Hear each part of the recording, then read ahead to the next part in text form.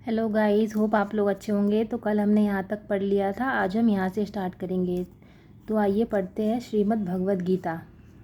हे गोविंद, हमें राज्य सुख अथवा इस जीवन से क्या लाभ, क्योंकि जिन सारे लोगों के लिए हम उन्हें चाहते हैं वे ही इस युद्ध भूमि में खड़े हैं। हे मधुसूदन, जब गुरुजन, पितृगण, पुत्रगण, पितामह, मामा, ससुर, पौत्रगण, साले तथा अन्य सारे संबंधी अपना अपना धन एवं प्राण देने के लिए तत्पर हैं और मेरे समक्ष खड़े हैं, तो फिर मैं इन सबको क्यों मारना चाहूँगा, भले ही वे मुझे क्यों ना मार डाले। हे जीवों के पालक, मैं इन सबों से लड़ने को तैयार नहीं, भले ही बदले में मुझे तीनों लोग क्यों ना मिलते हों। इस पृथ्वी की तो बात ही छोड़ दे, भला धृतराष्ट्र के पुत्रों को मारकर हमें कौन सी प्रसन्नता मिलेगी। इसका तात्पर्य यहाँ पे लिखा हुआ है, अर्जुन ने भगवान कृष्ण को गोविंद कहकर संबोधित किया क्योंकि वे गौवों तथा इंद्रियों की समस्त प्रसन्नता के विषय है। इस वशिष्ठ शब्द का प्रयोग करके अर्जुन संकेत करता है कि कृष्ण यह समझे कि अर्जुन की इंद्रियां कैसे तृप्त होंगी। किंतु गोविंद हमारी इंद्रियों को तुष्ट करने के लिए नहीं है। हाँ, यदि हम गोविंद की इंद्रियों को तुष्ट करने का प्रयास करते हैं तो हमारी इंद्रियां स्वतुष्ट होती हैं।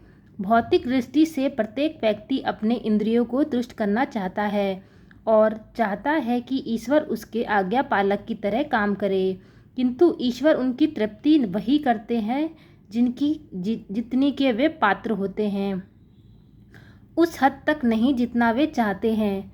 किंतु जब कोई इसके विपरीत मार्ग ग्रहण करता है, अर्थात जब वह अपनी इंद्रियों की तृप्ति की चिंता ना करके गोविंद की इंद्रियों की तुष्टि करने का प्रयास करता है, तो गोविंद की कृपा से जीव की सारी इच्छाएं पूर्ण हो जाती है।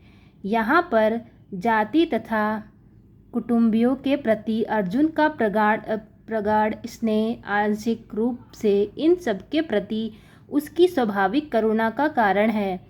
अंततः वह युद्ध करने के लिए तैयार नहीं है। हर व्यक्ति अपने वैभव का प्रदर्शन अपने मित्रों तथा परिजनों के समक्ष करना चाहता है, किंतु अर्जुन को भय है कि उसके सारे मित्र तथा परिजन युद्ध भूमि में मारे जाएंगे और वह विजय के पश्चात उनके साथ वह अपने वैभव का उपयोग नहीं कर सकेगा।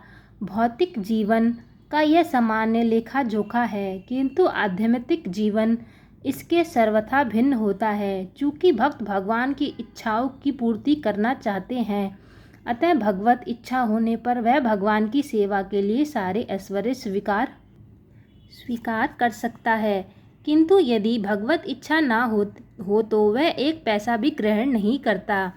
अर्जुन अपने संबंधियों को मारना नहीं चाह रहा था, और यदि उनको मारने की आवश्यकता हो तो अर्जुन की इच्छा थी कि कृष्ण स्वयं उनका वध करे।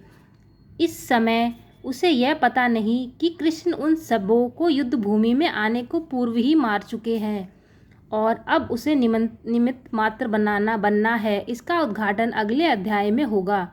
भगवान का असली भक्त होने के कारण अर्जुन अपने अत्याचारी बंधु बांधवों प्रतिशोध नहीं लेना चाहता था, किंतु यह तो भगवान की योजना थी कि सबका वध हो।